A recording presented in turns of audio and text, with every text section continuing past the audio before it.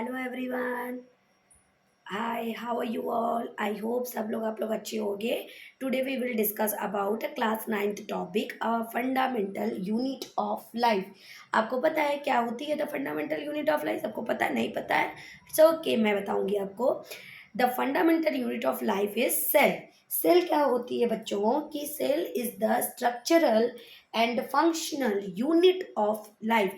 आपकी बॉडी का मतलब आपकी लाइफ जहाँ से स्टार्ट होती है वो सबसे छोटी यूनिट जो होती है वो होती है सेल। उसके डिस्कवरी किसने की थी? डिस्कवरी रॉबर्ट हुक ने 1665 में की थी, और खुद के प्रिमिटिव बनाए हुए माइक्रोस्कोप से, बिकॉज उस टाइम बहुत इम्प्रूव माइक्रोस्कोप आपका नहीं था। He observe the cells in a cork slice with the help of a primitive microscope. उन्होंने बहुत सेल्फ डिजाइन एक प्रिमिटिव माइक्रोस्कोप से कॉर्क की स्लाइस से क्या देखा था कि एक honeycomb like compartment like structure उनको दिखाई दिया था। वो क्या था? सेल थी। कभी कभी आपने लैब में प्रैक्टिकल किया होगा अनियन पील का। जब आप अनियन उठाओगे तो देखोगे कि जब उसकी स्लाइस पे आप करते हो छोटे छोटे छोटे छोटे आपको कंपार्टमेंट लाइक स्ट्रक्चर दिखाई देते हैं, वही आपके क्या है? सेल। लेकिन रॉबर्ट हुक ने जिस सेल पर डिस्कवरी की थी बेटा, वो कौन सी सेल थी? डेड सेल थी। फिर एक साइंटिस्ट आए एंटोनी वॉन ल्यूवेनहॉक, जिन्हें हम एक तरीके का फादर ऑफ माइक्रोबायोलॉजी भी कहते हैं। इन्होंने बैक्टीरिया की डिस्कवरी की थी। With the improve microscope discovered the free living cell in pond water for the first time. पहली बार उन्होंने फ्री लिविंग सेल की डिस्कवरी की थी। रॉबर्ट हुक ने कौन सी की थी? डेड सेल की। और आपके एंटोनी वॉन ल्यूवेनहॉक ने लिविंग सेल की फर्स्ट टाइम डिस्कवरी की थी। फिर एक कॉन्सेप्ट आपकी एनसीईआरटी क्लास 9 में दी हुई है, cell theory. Cell theory proposed by two scientist, Schleiden and Schwann, मतलब जर्मन बॉटनिस्ट एंड जूलॉजिस्ट। इनको ने जो सेल थियरी दी थी, अकॉर्डिंग टू सेल थियरी एक कॉन्सेप्ट उन्होंने बोला था कि the plants and animals are composed of cell. इन्होंने ये बताया कि सारे के सारे जो प्लांट है, एनिमल है, वो किस चीज़ से बने हैं? सेल में। पर ये नहीं प्रूव किया था कि आखिर ये सेल आते कहाँ हैं। फिर एक उसी सेल थियरी को मॉडिफाइड किया एक साइंटिस्ट थे, रुडॉल्फ वर्चाउ। उन्होंने बताया कि जो आपके सेल हैं वो प्री एग्जिस्टिंग सेल से क्या होते हैं? मॉडिफाइड होते हैं, मतलब प्री एग्जिस्टिंग सेल से आते हैं। दस कम एक कॉन्सेप्ट दिया था omnis cellula e cellula, which means the cell arise from pre existing cell.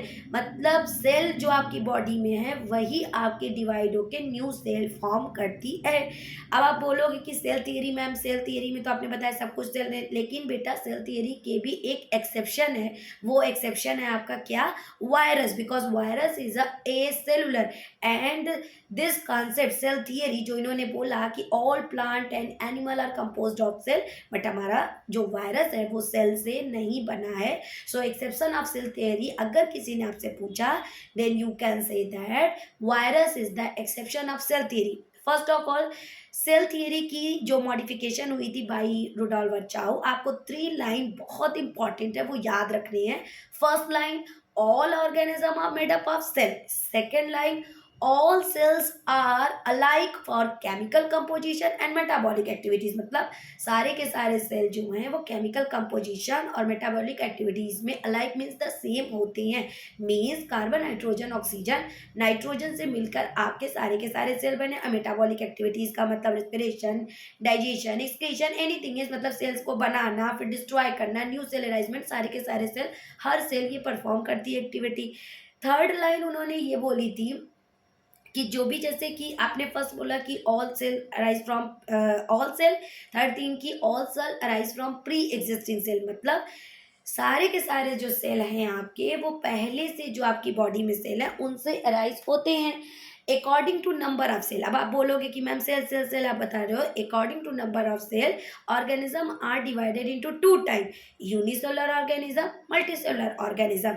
नाम से ही क्लियर है, यूनी मतलब एक, जिनके बॉडी में सिंगल सेल है और वो इंडिपेंडेंट एग्जिस्टेंस शो करते हैं, मतलब उसी सिंगल सेल में वो प्रॉपर जो ऑर्गेनिज्म है सारे के सारे लाइफ प्रोसेस कैरीड आउट कर रहा है, वो आपका कौन सा है? Unicellular organism. It is now known that a single cell may constitute a whole organism, as in like amoeba, chlamydomonas। chlamydomonas बेटा ये एक एल्गी का एग्जांपल है। पैरामीशियम, आई थिंक मिस्मेटिक हो गई है, है पैरामीशियम की स्पेलिंग में, and bacteria, these all example of unicellular organism, these organism are called unicellular organism, uni मतलब सिंगल। अब आते हैं मल्टी, मल्टी मतलब एक से ज्यादा, ठीक है। On the other hand many cell groups, सारे के सारे जब सेल ग्रुप मिलेंगे तो आपको पता है many cell group together in single body and assume different function in it to form various body part is multicellular organism such as, उसमें आपके मल्टीसेलुलर ऑर्गेनिज्म में कौन आते हैं, फंजाई आते हैं, प्लांट्स आते हैं, एनिमल्स आते हैं, बिकॉज आपको पता है कि सेल, फिर group of cell form tissue, group of tissue form organ, and group of organ form organ system, and group of organ system form organism. तो मल्टीसेलुलर ऑर्गेनिज्म में क्या है, एक तरीके का पूरा सेल ग्रुप है। उसके बाद बेटा शेप ऑफ सेल की बात करेंगे तो आप एक चीज जान लीजिए, हमारी बॉडी में जितने भी सेल है सबका अपना अपना एक शेप है, कोई भी शेप फिक्स नहीं है। जैसे नर्व सेल को ले लेते हैं, this is the longest cell, आप देख रहे हो किस तरीके का स्ट्रक्चर इनका है। नेक्स्ट है मसल सेल, इसमें मसल सेल्स में अभी आपको आगे क्लासेस में आप पढ़ोगे। मसल सेल के देख लो आप टाइप क्या है। बोन सेल हमारी देखिए किस तरीके का, ग्लैंड सेल्स देखिए आप उसका स्ट्रक्चर देख रहे हो, थोड़ा सा सर्कुलर करके है। ब्लड सेल्स हमारी सर्कुलर सर्कुलर सी होती है। वाइट ब्लड सेल्स क्या होती हैं, ये 3-4 तरह की होती हैं, ये अमीबॉइड स्ट्रक्चर शो करती, मतलब इरेगुलर शेप शो करती हैं।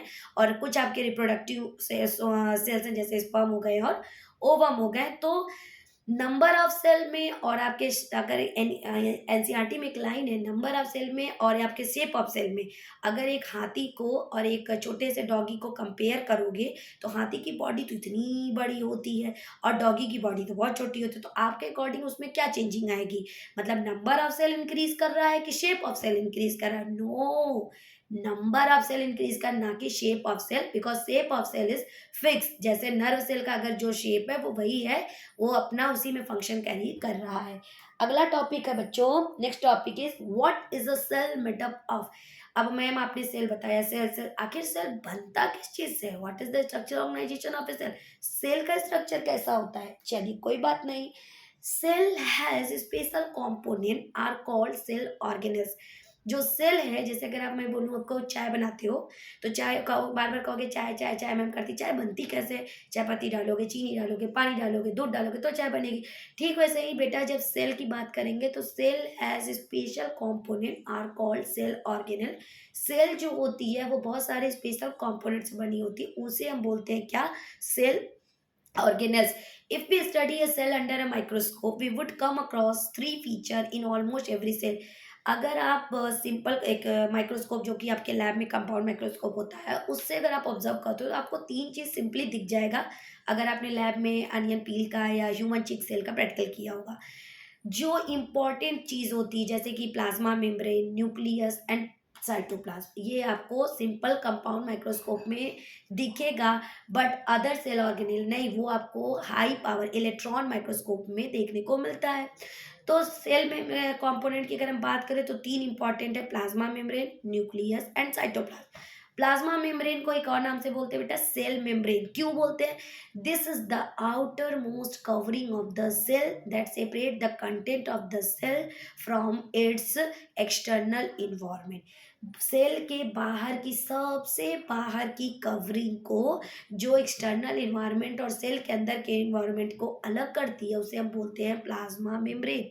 Plasma membrane allows or permit the entry and exit of some material in and out of cell।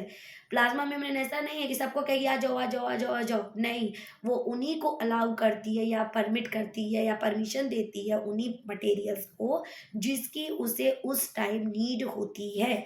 So it also prevent movement of some other material, the cell membrane, therefore it is called a selectively permeable membrane। मैंने क्या बोला, उसको उसी को permit करेगी जिसकी उसको नहीं, मतलब सिलेक्शन लेगी। तो अकॉर्डिंग टू सिलेक्शन आप इसका एक नाम और बताते हो क्या, selectively permeable membrane. Some substances like carbon dioxide, oxygen, हमारी बॉडी में जो ब्लड में फ्लो होती है कार्बन डाइऑक्साइड और oxygen can move across the cell membrane by a process called diffusion. CO2 और ऑक्सीजन जो बॉडी में आपके प्रोसेस आना जाना हो रहा है वो भी एक प्रोसेस हो रही है, उस प्रोसेस को क्या नाम बोल देते हैं, diffusion. What is the diffusion? There is spontaneous movement. Spontaneous मतलब स्वतः, उसको कुछ आप करना नहीं पड़ता, वो अपने आप हो रहा है। of sustain from a region of high concentration to region where its concentration is low. मतलब स्वतः अपने आप जहाँ कंसंट्रेशन उसकी ज़्यादा है वो वहाँ से कम की तरफ जाने लगती है. This process is called diffusion. Simply अगर मैं आपसे कहूँ, आप कमरे में एक कॉर्नर पे परफ्यूम स्प्रे करोगे, वो अपने आप पूरे कमरे में फैल जाएगी. This is the diffusion. ये कौन सा प्रोसेस है? ये डिफ्यूजन है. In a next video we will discuss about some topics are some feature of diffusion and osmosis all. So thank you class, bye bye.